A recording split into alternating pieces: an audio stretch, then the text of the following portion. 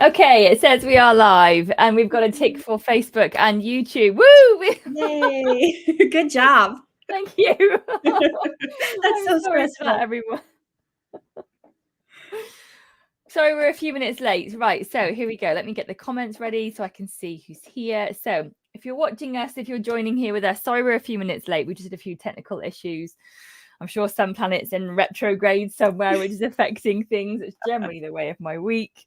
So happy Wednesday, everybody. We've got Jennifer back from the Raw Fed Feline this evening, and we are talking about the benefits of a raw food diet. So before I hand over to you, Jen, to introduce yourself and to tell people a little bit more about yourself, just to give everybody a bit of a caveat that, Jen and I, neither Jen nor I are vets. We are holistic professionals, and, Jen is qualified with nutrition. I'm qualified with energy. So the information that we give you guys is based on our experience and our knowledge, and it's for you to take the information and either investigate it further or to make a choice as to how you apply it with your cat. Okay, so just bear that in mind with everything that we talk about today.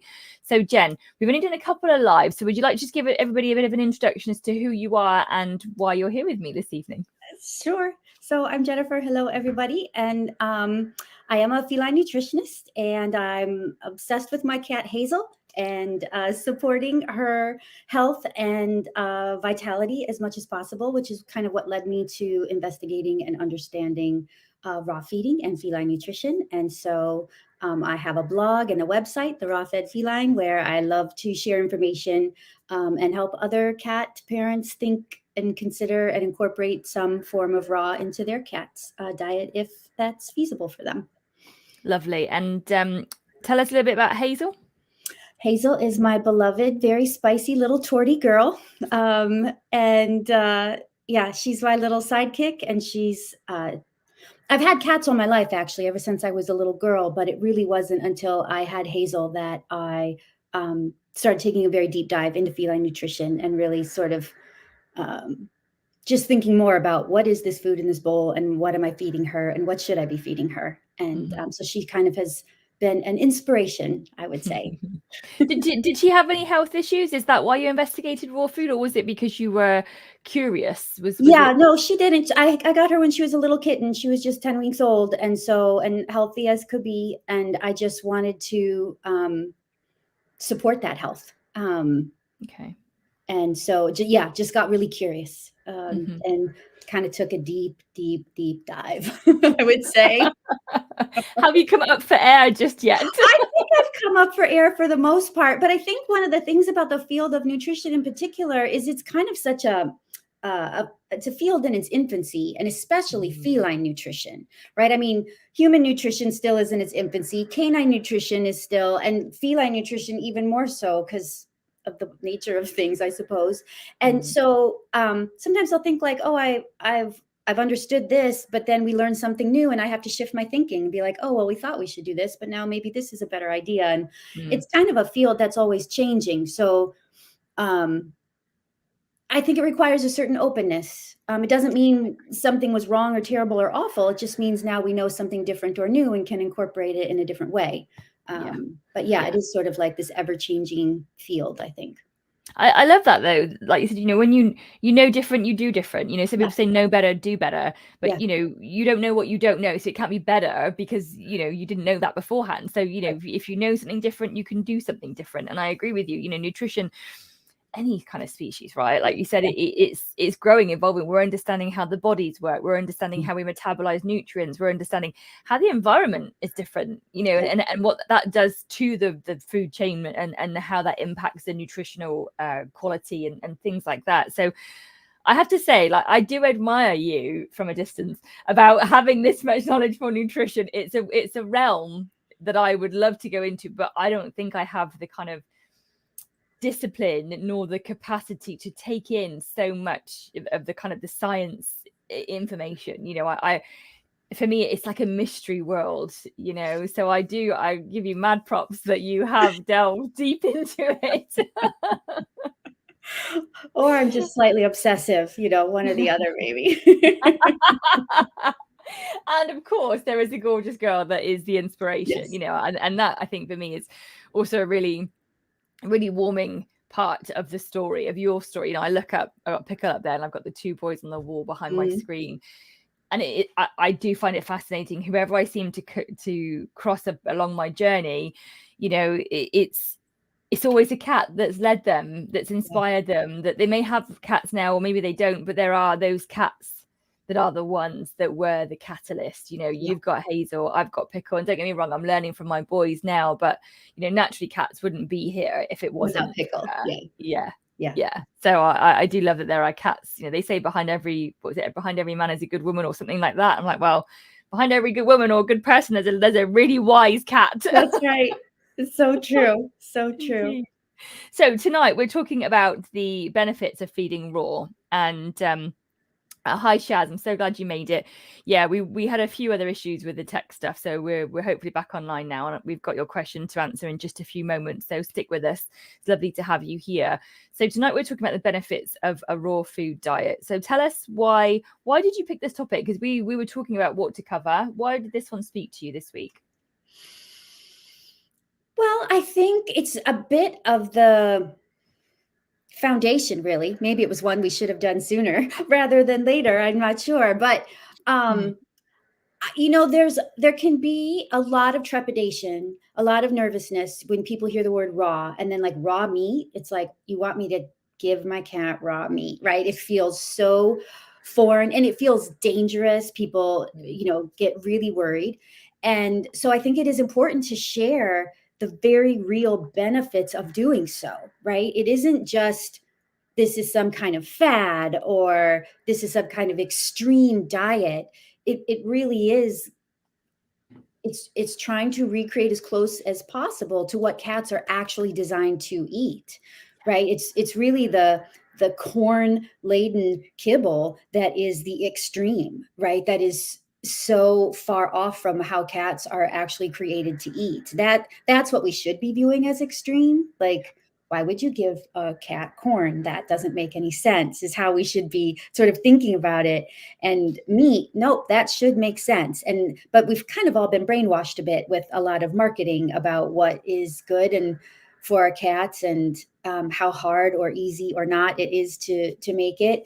And so I think it's a little bit of like kind of getting back to basics. Like, what does a particular species need to eat to thrive? And for cats, it is a raw meat based diet. You know, and I don't know. I think it's an odd thing. I think it's actually because, like, nobody would suggest, I don't think, that we give a cow, you know, meat. We would not say, let's feed a cow meat. Everybody would be like, that's ridiculous. Cows don't eat meat. Like, they eat grass and sometimes corn, depending on what kind of life they're leading. But, right, but you wouldn't give, we don't think about feeding that species something so radically different from how they're designed to eat, you know, or you wouldn't give, I don't know, a lamb spaghetti. You know what, like, it just would, we would all be like, what are you talking about? That's bizarre. But I think because cats and dogs are the most popular companion animals, we bring them into our home. They're our family. And I think sometimes we tend to forget they actually are their own species with their own nutritional needs. And they are, in fact, different from ours. Yes. So, like, to me, it's part of like seeing your cat, but like seeing them for who they are. They are a little carnivore. That is how they are designed to eat.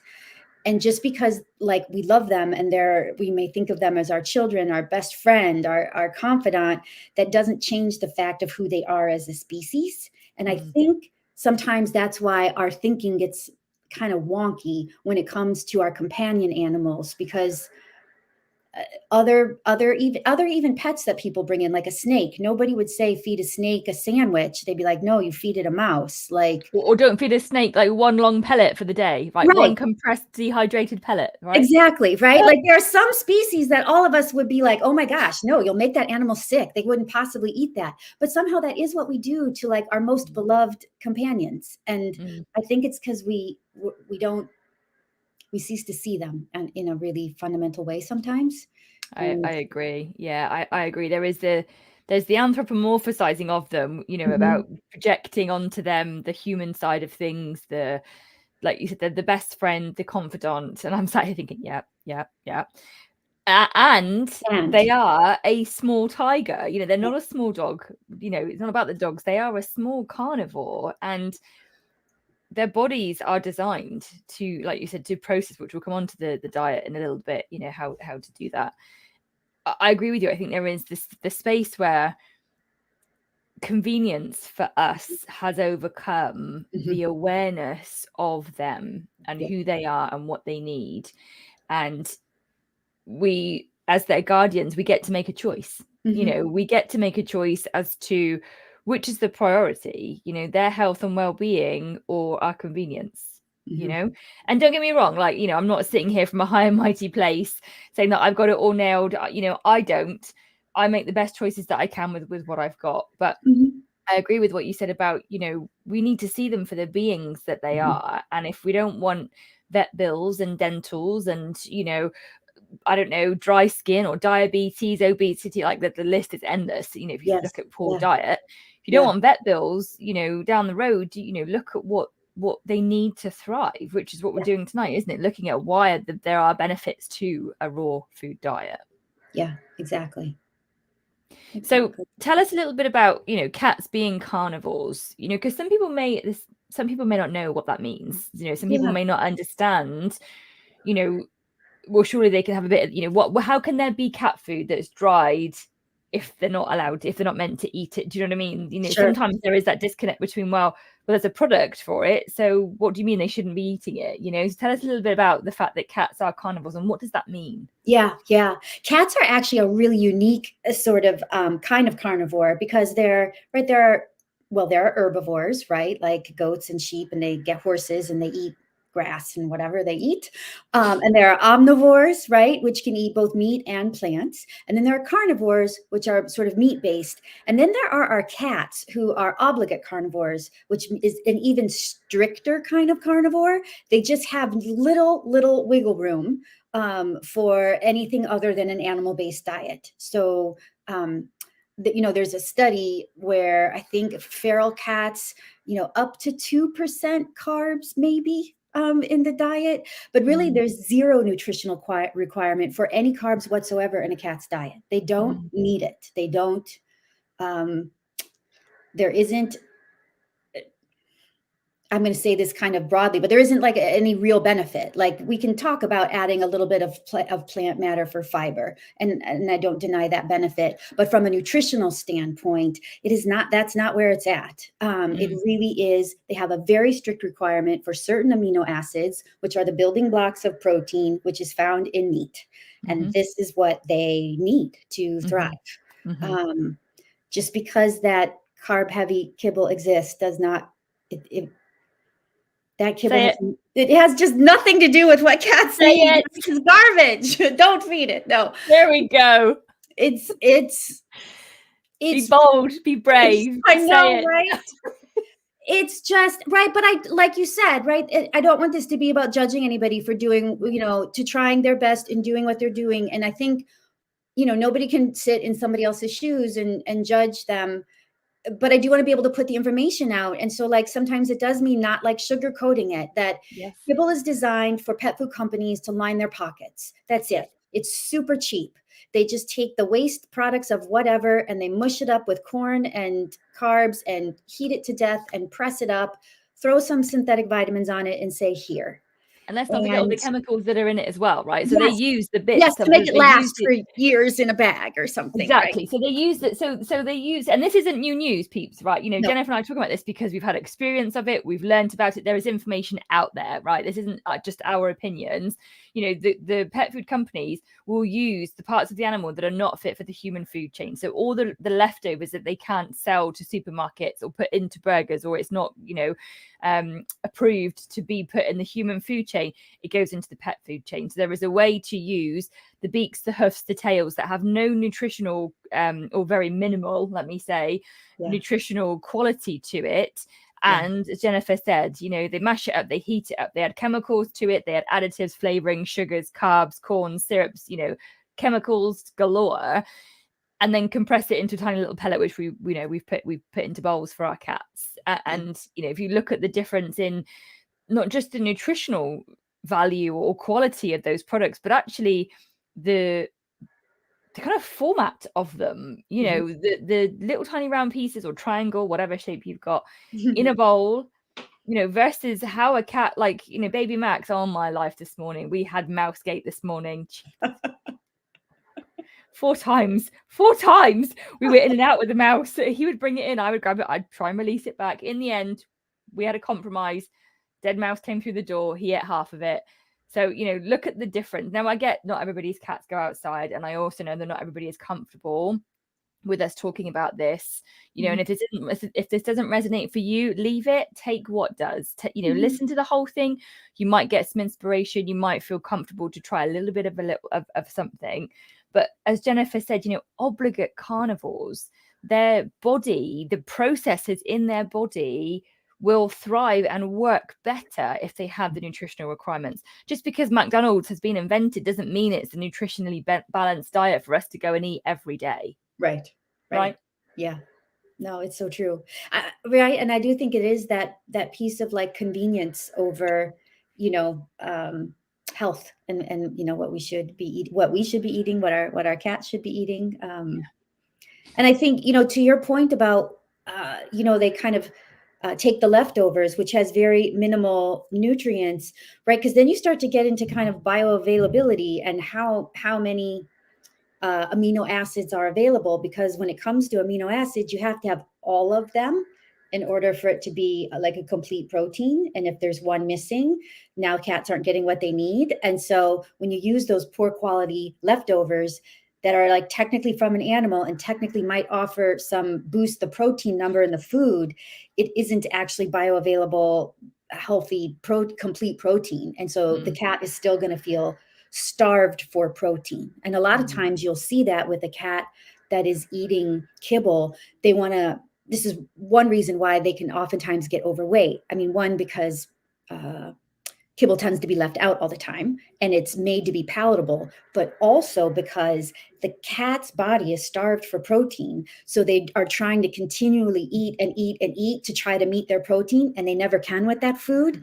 And so they're kind of constantly hangry and overeating, and they get into like a really terrible cycle. And it's because their body cannot function well if it doesn't get the protein it needs. Yeah. And like they're putting on the weight because of the fat and the sugar in the processed food and the carbohydrates, which the mechanics of the cat body can't process particularly well.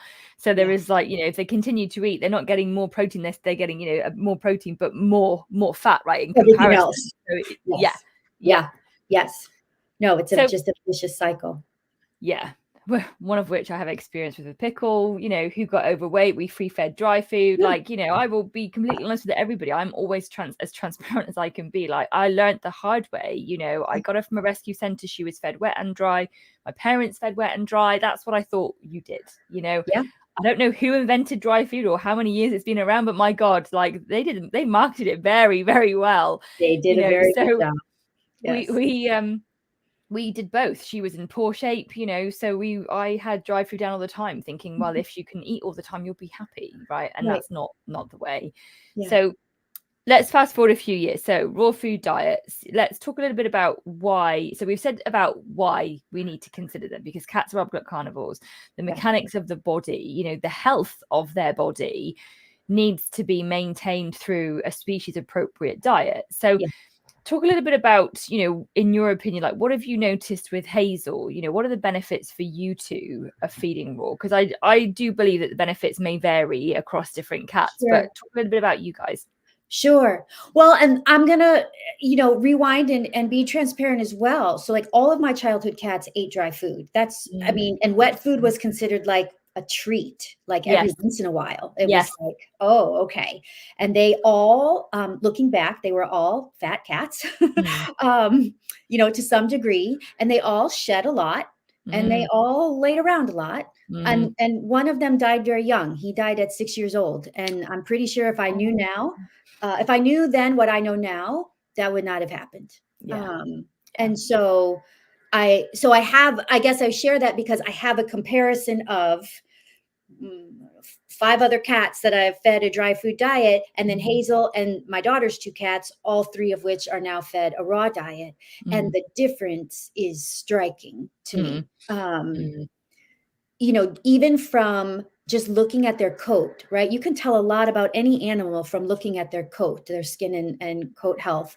And right, the cats of my past, it was like every time you pet them, you felt like 4 pounds of fur came off, right? Because your pants are covered in fur. And but Hazel and the other 2 cats, like they shed minimally, and just her coat is so soft. Right? Like the difference between my poor dehydrated cats of my youth and Hazel's coat is amazing to me. And anyone who comes over to the house who has cats, if when they pet her, they're always like, "Oh my gosh, this is the softest cat." I'm like, I know, right? Let me tell you why. Now you've opened up the door.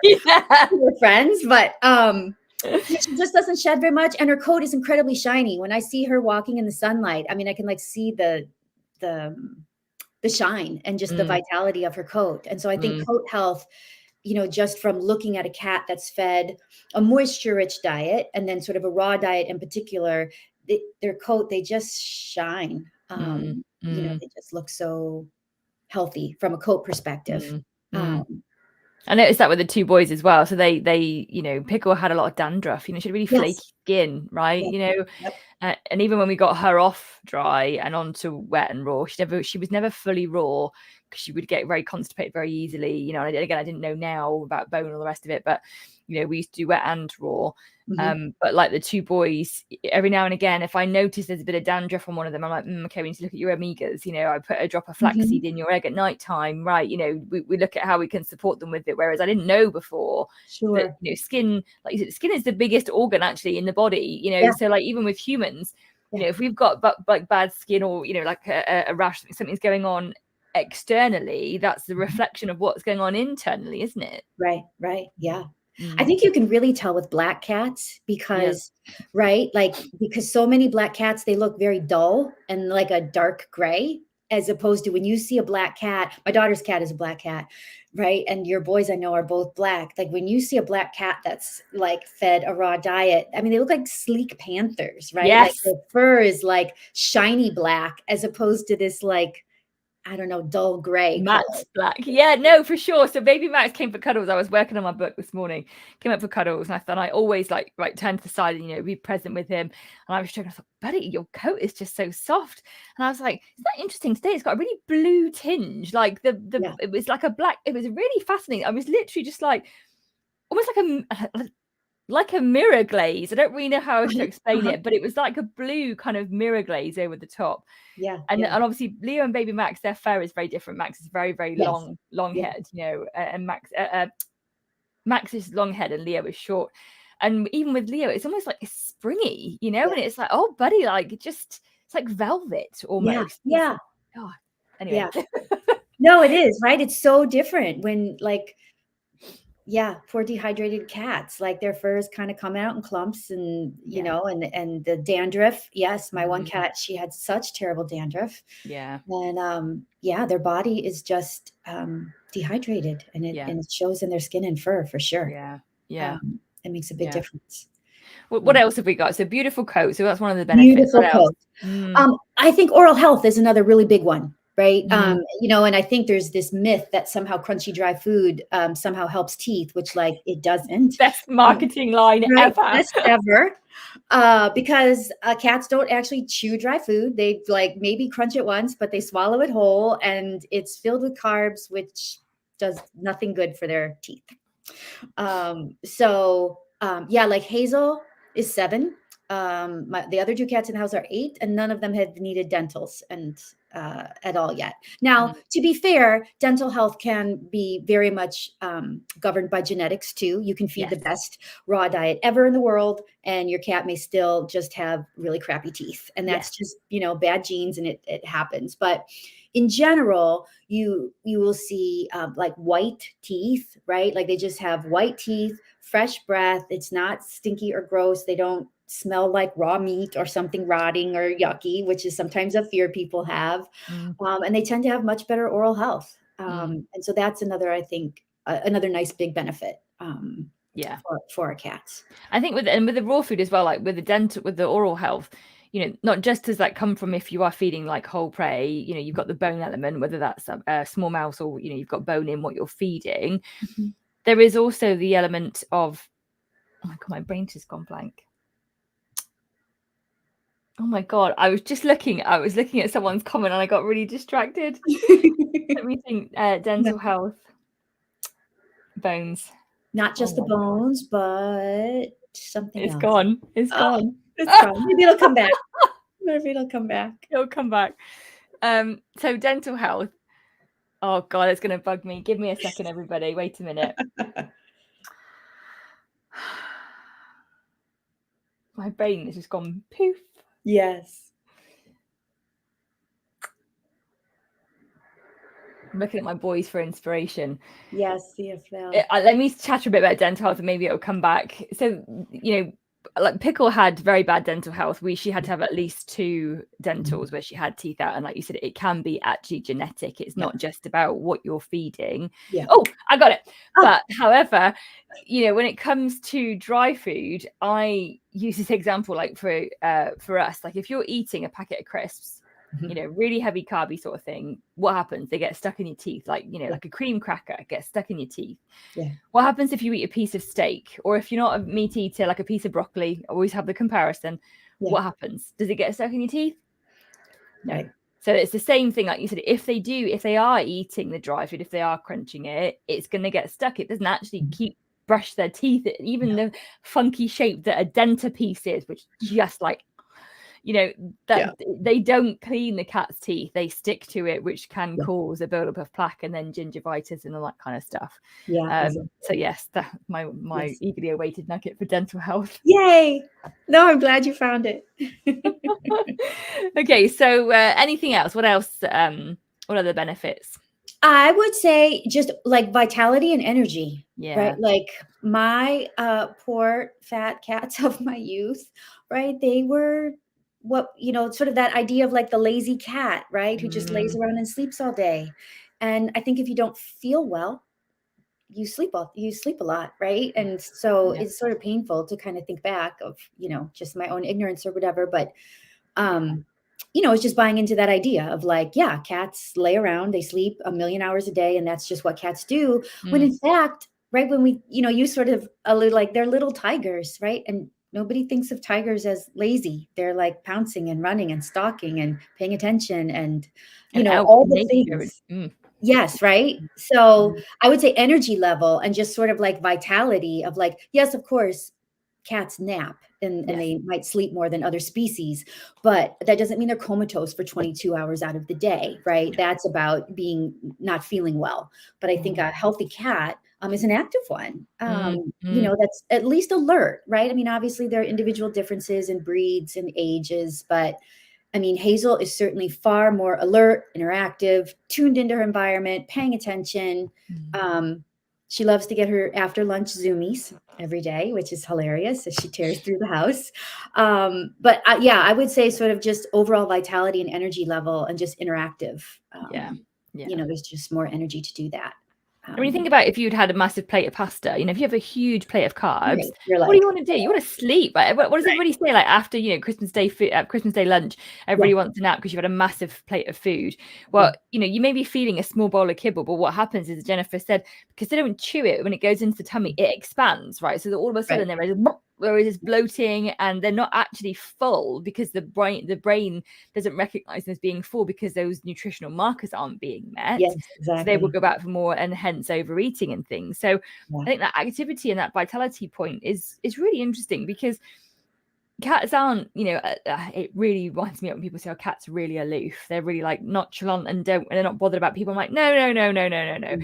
I used to think that. Again, I used to think that, know better, do better, know different, do different. I thought that that's the way cats were, but that's absolutely not the case. You can have a very full and engaged relationship with them if you are both, happy, healthy, and well. I mean, the obvious point, because I've got a couple of questions I want us to make sure we get to as well. The obvious point as well is that, with a species appropriate diet, you're going to minimize the risk of health issues.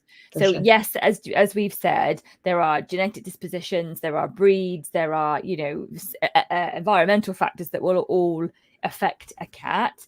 Yeah. Yet one of the things we know about us humans, which is coming out more and more in the nutritional research, is around the fact that what we put into our bodies impacts our health and well-being. So, Yeah. you know, we know that there are carcinogens, which are elements known to, you know, trigger and cause cancerous cells in the body from certain foods, you know, certain parts of the, you know, environmental factors, etc.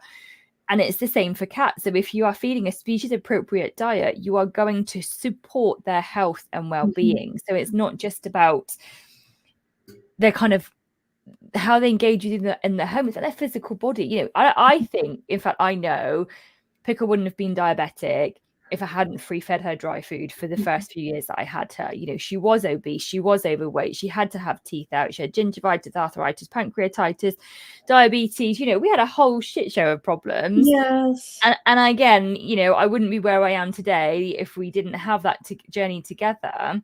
Yeah. But I look at my boys now and I'm like, if you get sick, I know that I've done the best that I can with what we fed you. You know, I know that I am minimizing obesity, let's say, Yeah. because I'm more aware of it, because obviously I've had experience of it, but also I'm feeding a species appropriate diet. So, you know, it gives you the opportunity to maintain their health, right? And if you do come across an illness, a condition, or a medical problem, you know, the body has an immune response. The body has an immune system. The body has its own way to fight infection, to cure illness, to be healthy, well, and balanced. Yeah. And yes, there are tools, you know, obviously I'm a big fan of energy work that you can do to support that.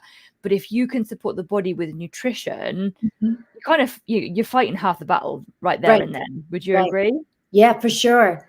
I heard a term some time ago, but it was this idea about health span, right, in relation to lifespan. So like lifespan, it's how long we live, right? And a lot of times people are like, oh yeah, I want to live a long time, I want my cat to live a long time, like lifespan. But really what's more important almost is health span. So how healthy are you with the years that you have? Because, you know, I think for a lot of people, as well as for our pets, health span is much shorter than the lifespan sometimes, right? Where it's like, oh, they're not doing well. Or like when people, like myself included, one of my childhood cats who was kibble fed, he lived to almost 20. So like that is a really long life, right? Like he had but he didn't have health span. He was dehydrated and, you know, not happy and all kinds of teeth and oral health stuff going on. And so, you know, I think for me, that was part of the, like, I don't know how long Hazel will live.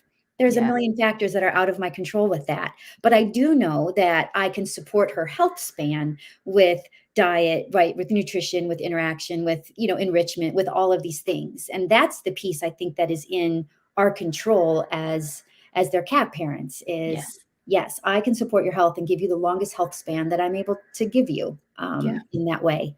I think that's beautiful. And also, like you just said about, you know, being cat parents, pet parents, guardians, whatever we call them, we are choosing to be the responsible party for this being, regardless of the fact that they're different species, right? We are taking on the responsibility of looking after or providing for this other being. If it was a human child, you know, we would give them the best that we could afford, the best that we could make, the best that we could get a hold of. You know, we would do our best for them. And even if you are feeding your cat kibble, perhaps today has given you, you know, a bit of inspiration to look at something else, right? Or to maybe introduce some other options in terms of supporting that diet. But we are trying to do the best that we can for our cats. And diet is another way to do that. It's another way to support them. It's to be responsible. It's to find out what is the best way within your realms, within your little sphere of your world, that you can to provide for them nutritionally, to give them that option for that health span. Yeah. Okay, before I just head on to the questions in the comments, is there anything else that you wanted to add in terms of benefits of feeding a raw food diet? I think one you touched on, I think weight, maintaining a healthy weight, right? Because there is sort of a rampant issue with obesity with our pets, dogs and cats alike. And so when you take the carb element out and you start feeding them a species appropriate diet, you really don't have to worry about weight, right? Like cats will naturally sort of regulate their intake of a species appropriate food really well. And maintaining a healthy weight for any species is another way to support overall health and health span. So I think that's another benefit. And then kind of a little side benefit, I think, for those of us scooping the litter box is that raw fed cats poop significantly less, and their poop is significantly less aromatic, shall we say. So that's kind of nice. Because I mean, I do remember like my childhood home, like you would walk into people's house, like, oh yeah, you have a cat, right? Like, oh, cat was just in the box. And it was really pungent, shall we say. And so that is like a nice little perk.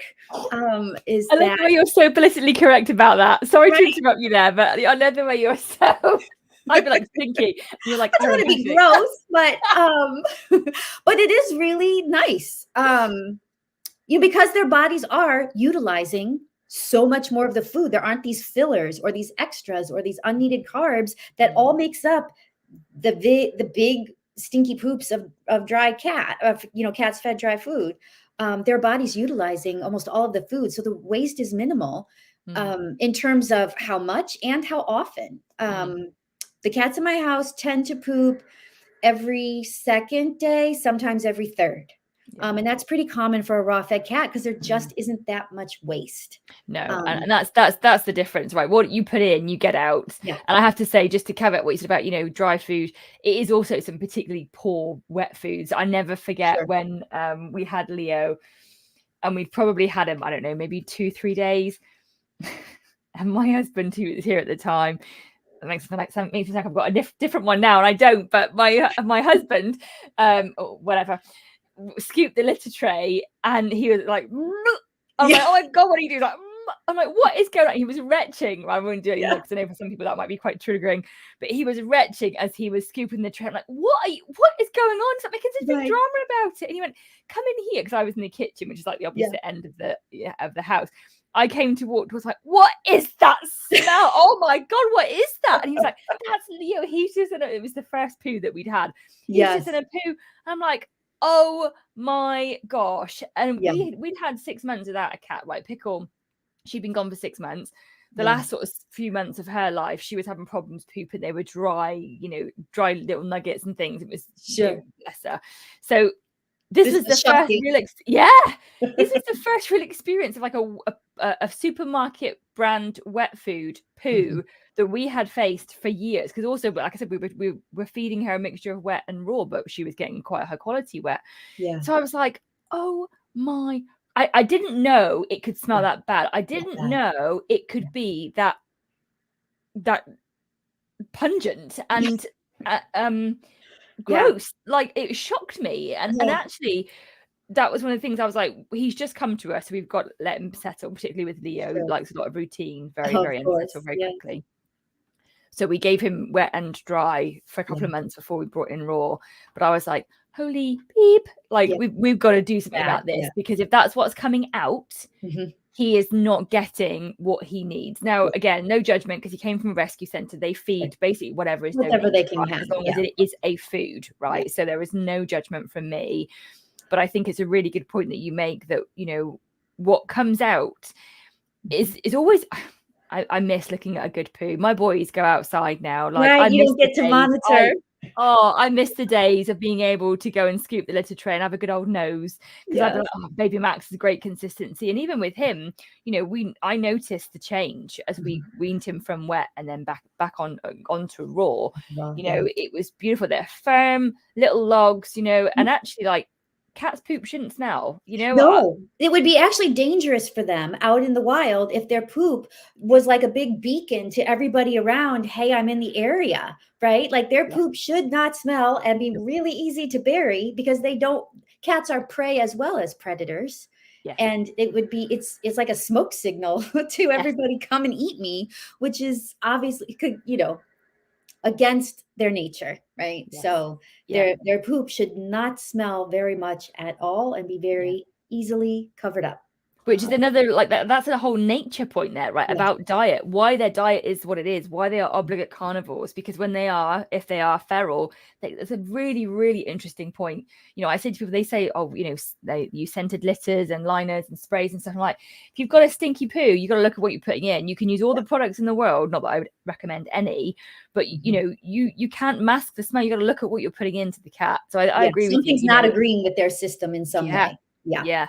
Well, like you said, they're not getting the nutritional requirements that they need, right? So if we were going to have takeaway every night, we wouldn't be feeling great, you know, and you'd see that as a result in our body, wouldn't you? You know? Yes, for sure. For sure. Yeah. So no stinky poos. No. I can still I can see that moment where he was just, I just couldn't believe it. Okay. So yeah, so what goes in comes out, and you want it to be, you know, well formed. You don't want loose, you know, if your cat's got loose poops, again, look at what you're putting in, right? Yeah. No, really, the monitoring the litter box is, I think, an important part of, you know, the other side of the nutrition, right? You're paying a lot of attention to what's going in, but then we can't see inside their bodies, so we have to look at what's coming out. And so with a raw fed cat, there should be some nice large pee clumps coming out, and daily, and there should be minimal odor, well-formed poo every 2 to 4 days coming out. In general. Yeah. I mean, I found with Leo, because we didn't let him out for 6 months while he acclimatized to being with us. I actually found his poops were actually quite dry. Like, you know, I would pick them up sometimes from the litter tray, and they'd almost kind of crumble because there wasn't really much to it almost. Yeah. Well, so what are Hazel? This is so, I love when we get to poop. We're going to talk about poop. What are Hazel's like? Because she has a real mixture. Because you feed whole prey for some meals, and I know you feed you know, chunks and things for others. So what are her poops like? Do they vary depending on what type of food or what type of raw she's given? Color, yes, right. The color of poop is definitely can be impacted on like if you're feeding a lot of white meat, the poop can often be lighter. Or if it's bit bone heavy, it will be lighter. But if it's sort of darker red meats, then the poop can be darker color. So I will notice a change in her color of the stool, but in general, it's just small little logs. Nice. Yeah. But I don't notice a difference in terms of, oh, she had whole prey for breakfast and she had some chunks of, you know, maybe some Viva Raw, and then she had that's what I mean, complete or something. Her poop still looks like her poop. That doesn't look dramatically different. Interesting. So it's not like she's had a tiny mouse for breakfast one day, and then when she poops, you know, you've got a longer log or anything like that. It is very consistent. No, which is just testament to a balanced diet, really, isn't it? Yeah. I love talking about poops. I miss having a good scoop in the litter tray. I really do, baby Max. Maybe one of these days we'll have to do a live that's all about poop. Love it. Okay, so just before I come on to the comments, because we need to answer Shaz's question, because she's got one here and we've got on an Instagram of hers that I said that we'd answer. Is there any other benefits to bring in? I mean, I think we've covered the big ones, right? I mean, I think you alluded to avoiding, there's a lot of diseases that we can avoid. Yes. And so that is a topic in itself, isn't it? Yeah, absolutely. Absolutely. So, and I think that's just true for any species. If you're feeding them a healthy diet, it helps support health. And then you're avoiding some of those diseases that are caused by lifestyle, right? Yeah. There are, of course, diseases that are caused by other things. But when we think about lifestyle diseases, well, a lot of times we're talking about cats, we're talking about diet. Because before the advent of dry food, we didn't have these rates of obesity and kidney disease and diabetes and all these things. This really is a result of diet. We've really messed things up as people. Yeah. And we have to course correct. Yeah. Okay, brilliant. So Chaz asked a question on Instagram that said her beautiful cat Ivy had a raw food diet for her meals, and she'd really like advice on raw food treats for teaching and rewarding. She has human shrimp and chicken from the supermarket, which she loves. Which is a better choice than over dreamies. Absolutely. So I'd like guidance on better choices and options, please. So what would you say for Shaz? I think it probably depends how you're using the treats. I can kind of tell you because I do a lot of training with Hazel too. And so using just little pieces of plain meat, right? Like I take like kitchen shears and I'll cut them up into like little training size pieces so that I'll have them in a dish. And when I'm doing like clicker training with her, I'm just handing her these little pieces of meat. It could be like chicken breast or turkey breast or whatever. She loves hearts, like chicken hearts, and those are like really nice to. And again, you can just cut up into training size pieces because you just want to be mindful of intake, right? So when you're doing a lot of training, it's nice to cut them into little pieces. Now the other two cats, they love this game. We call it the throwing. It's just like a throwing of a treats game, right? Where like, and we use little. I think you like these, Julianne, the little Vital Essentials freeze-dried treats. Are those the ones that you? Yeah. Yeah. And so they're just little freeze-dried treats with very minimal ingredients. And those can be fed. Yeah, and those can be fed as is.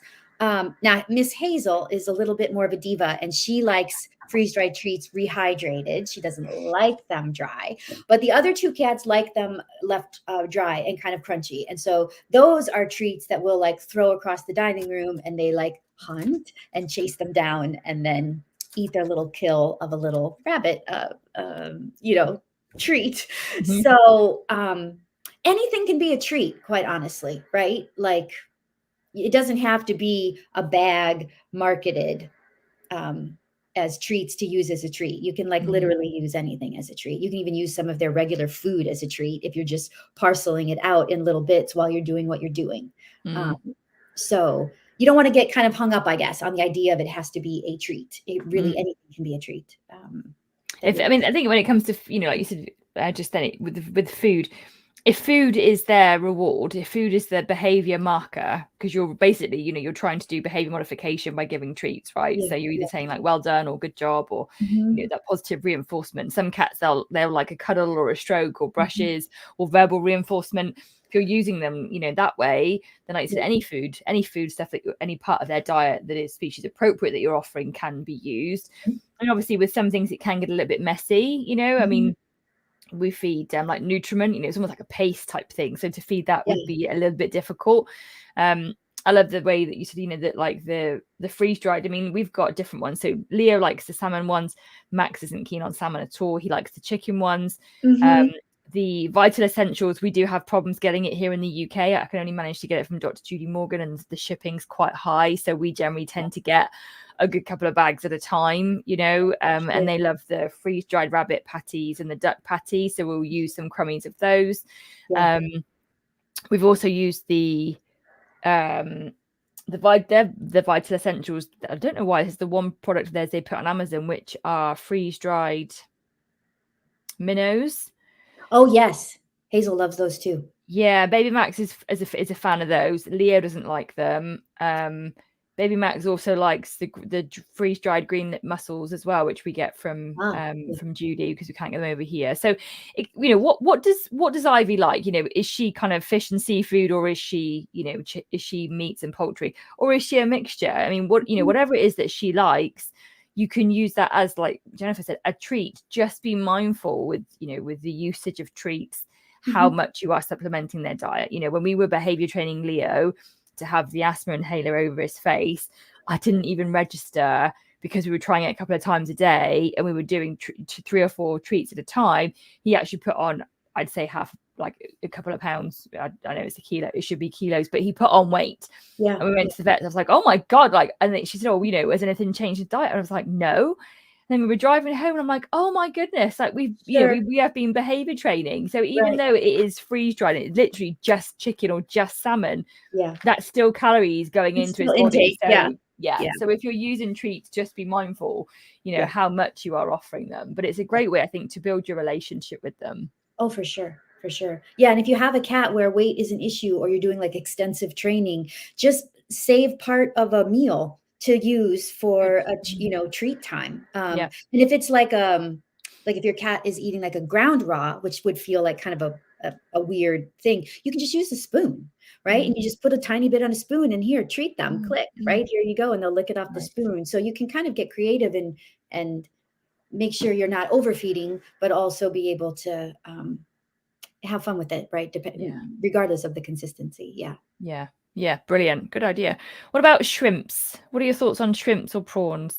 I don't love them because of their iodine content, quite honestly, right? Iodine is one of those micro minerals in a cat's diet that we have to be really mindful of because of its connection to hyperthyroidism. And that's one of those diseases in cats that has become unfortunately common. And so anything I feel like we can do to, prevent that. There are other things that can influence that, but one of them is iodine in the diet. So for me, like there is, I think it's Pure Bites is a US brand, and they have little tiny freeze-dried shrimp, and I will use those on occasion, but I wouldn't use shrimp regularly. I would really save shrimp as a special occasion treat, not a everyday training treat. Just that iodine content, you just want to be really careful with that. Okay, brilliant. That's good to know. So yes, Shaz says they use freeze-dried sprats. She got a bit overweight before Christmas because she was using the treat to reduce anxiety about a room. Yeah. Hey, we've all been there. We Yes. have all been there, but now she's proper weight and I really monitor how much I feed her. Good for you, my love. Good Yeah, for you. nice. Yeah. Nice. The other thing that Chris said, Sprout Queen, she found that feeding a raw diet, people who visit have little or no reaction if they say they're allergic to cats. I When we have, said about the yeah. yeah. Anecdotally, right? Like I have heard that too, that when cats are fed a raw fed diet, they just, whatever that marker is in them with their dander, it does not have the same impact on people, which is so awesome. Yeah. Yeah. It's to do with the dander, isn't it? About how much they shed. And if they're not shedding, well, they're not, you don't have that reaction, right?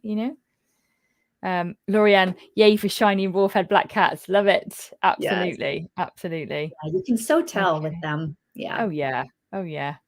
Okay. Are there any better raw food brands than others? I'm quite confused about this. I want to know what I need to look for. Ivy mainly has Nature's Menu, and occasionally we change to Untamed or Catkin. Okay, so I think what we'll do another live is to talk about brands. What we have done, Shaz, which you can check out, I'll find the link and pop it in the Facebook chat, is we talked about different types of raw. We didn't specifically look at brands. I know that you're in the UK, and if you're not already a member of Jennifer's Facebook group, then go and join there. They've got a list of resources that are good for wet and raw food brands. Remind us of the name of the Facebook group again. Do you know what? I'm going to put that on a note so that when we go live next time, I can find it. Yeah. And just to clarify, it's not my group. I'm an admin team member, but actually the group owner, her name is Tina Biles, and she's had the group.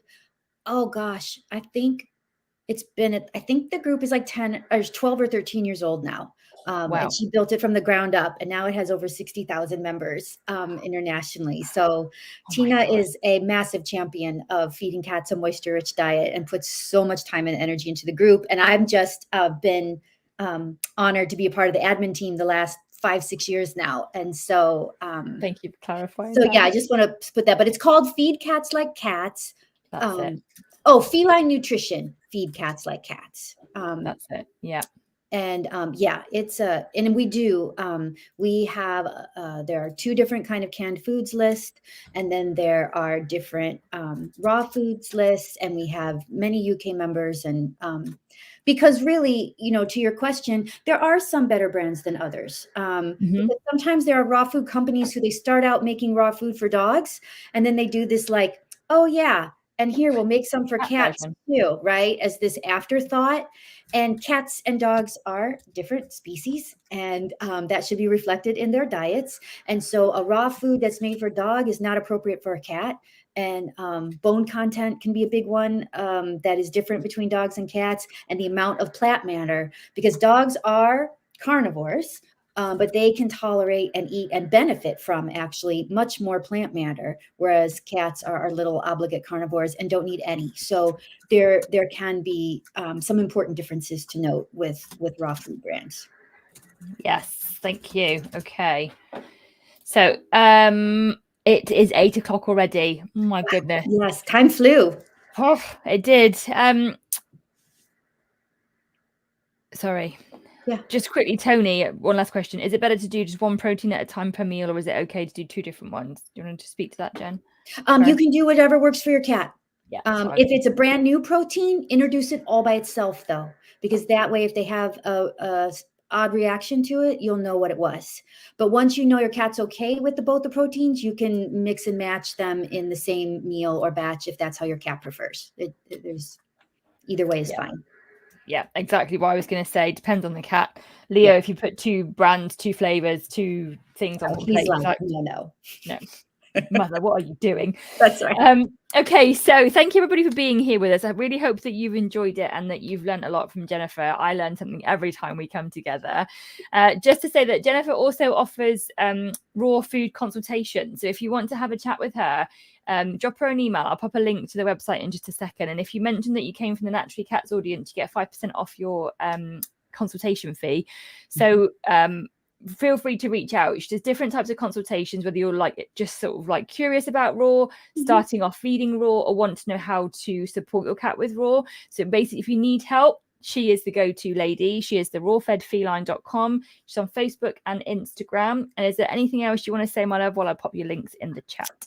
I don't think so. This has been great. It's such an important topic, and I hope it has been helpful for folks. And if there are questions, check out the Facebook group, and we've got a ton of resources there, or send me an email, and happy to help you figure out, how you might want to incorporate some raw food in your cat's diet. Yes, because that is the species appropriate way to go. Awesome. Well, I hope you've enjoyed it, everyone. Thank you again to Jennifer for being here with me. It's been a real pleasure to spend the time with you again. We are back next month. So we do these live every month, everybody. We are committed to giving cats a voice, to helping you guys understand how you can support your cats. So we are live next month on the 23rd of August. 23rd. Yep. That's right. Yeah, that's right. Good. 23rd of August. So if you, like Jennifer said, if you've got any other questions, drop it in the chat. Be sure to tag one or both of us so that we see it. Thank you for being here with us. Thank you again to Jennifer, and we will see you all next month. Oh, Lorianne, I had a wonderful consult with Jennifer. Highly recommend. Me too. Absolutely brilliant woman. Great advice, and my boys are so much better for it. So there you go. For testimony. All right, my loves. Thank you very much for being here. We will see you next month. All right, sounds good. Bye.